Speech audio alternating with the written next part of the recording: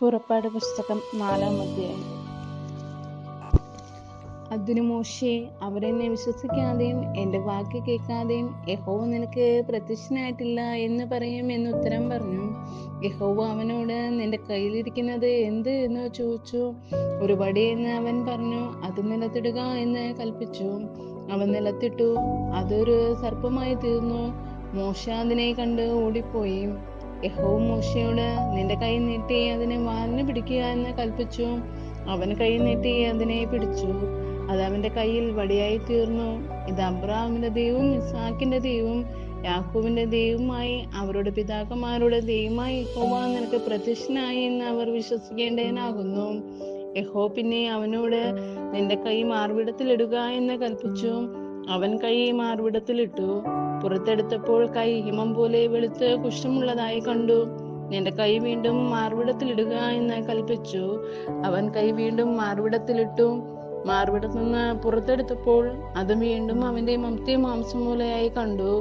എന്നാൽ അവർ വിശ്വസിക്കാതെയും ആദ്യത്തെ അടയാളം അനുസരിക്കാതെ ഇരുന്നാൽ അവർ പിന്നത്തെ അടയാളം വിശ്വസിക്കും. ഈ രണ്ടടയാളങ്ങൾ അവർ വിശ്വസിക്കാതെയും നിന്റെ വാക്ക് കേൾക്കാതെ ഇരുന്നാൽ നീ നദിയിലെ വെള്ളം കോരി ഉണങ്ങിയ നിലത്തൊഴിക്കണം. നദിയിൽ നിന്ന് കോരിയ വെള്ളം ഉണങ്ങിയ നിലത്ത് രക്തമായി തീരും. മോശെ യഹോവയുടെ, കർത്താവേ, മുമ്പേ തന്നെയും നീ അടിയനോട് സംസാരിച്ച ശേഷവും ഞാൻ വാക്ക് സാമർത്ഥ്യമുള്ളവനല്ല, ഞാൻ വിക്കനും തടിച്ച നാവുള്ളവനുമാകുന്നു എന്ന് പറഞ്ഞു. അതിനെ യഹോവ അവനോട്, മനുഷ്യന് വായി കൊടുത്തത് ആര്? അല്ല, ഊമനെയും ചെകിടിനെയും കാഴ്ചയുള്ളവനെയും കുരുടനെയും ഉണ്ടാക്കിയവരാര്? യഹോവയായി ഞാൻ അല്ലയോ? ആജ്ഞ നീ ചെല്ലുക. ഞാൻ നിന്റെ വായോട് കൂടി ഇരുന്ന് നീ സംസാരിക്കേണ്ടതിന് നിനക്ക് ഉപദേശിച്ചിരുമെന്ന് അരുളി ചെയ്തു. എന്നാൽ അവൻ, കർത്താവെ, നിനക്ക് ബോധിച്ച മറ്റാരെങ്കിലും അയക്കണമേ എന്ന് പറഞ്ഞു. അപ്പോൾ യഹോവയുടെ കോപം മോശയുടെ നേരെ ജ്വലിച്ചു. അവൻ അരുളി ചെയ്തത്, ലേവ്യനായ അഹരോൻ നിന്റെ സഹോദരനല്ലയോ? അവന് നല്ലവണ്ണം സംസാരിക്കാമെന്ന് ഞാൻ അറിയുന്നു. അവൻ നിന്നെ എതിരേൽപ്പാൻ പുറപ്പെട്ടു വരുന്നു.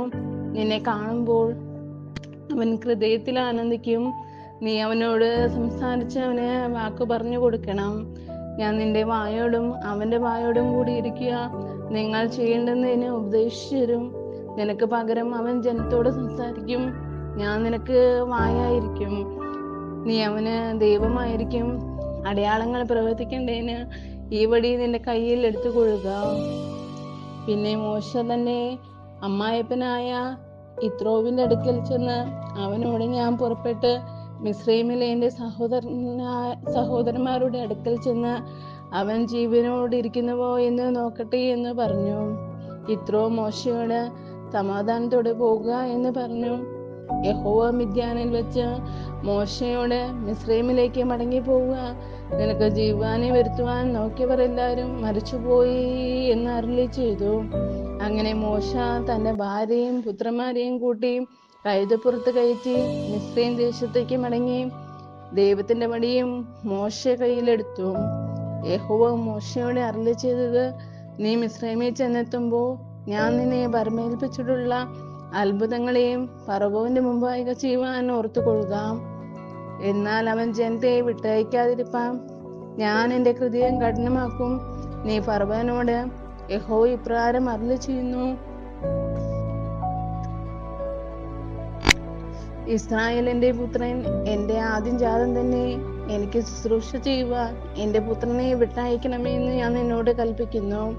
അവനെ വിട്ടയപ്പാൻ സമ്മതിക്കുന്നില്ലെങ്കിൽ ഞാൻ നിന്റെ പുത്രനെ, നിന്റെ ആദ്യജാതനെ തന്നെ കൊന്നുകളയും എന്ന് പറയുക. എന്നാൽ വഴിയിൽ നസ്രത്തിൽ വെച്ച് യഹോവ അവനെ എതിരിട്ട് കൊല്ലുവാൻ ഭാവിച്ചു. അപ്പോൾ ചിപ്പോറ എന്ന കൽക്കത്തി എടുത്ത് തന്റെ മകന്റെ അഗ്രചർമ്മം ഛേദിച്ച് അവന്റെ കാൽക്കലിട്ടു. നീ എനിക്ക് രക്തമണവാളൻ എന്ന് പറഞ്ഞു. ഇങ്ങനെ അവൻ അവനെ വിട്ടൊഴിഞ്ഞു. ആ സമയത്താകുന്നു അവൾ പരിച്ഛേദന നിമിത്തം രക്തമണവാളൻ എന്ന് പറഞ്ഞത്.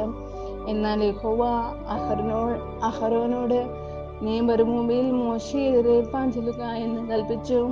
അവൻ ചെന്നു ദൈവത്തിന്റെ പർവ്വതത്തിങ്കൽ വെച്ച് അവനെ എതിരേറ്റ് ചുംബിച്ചു.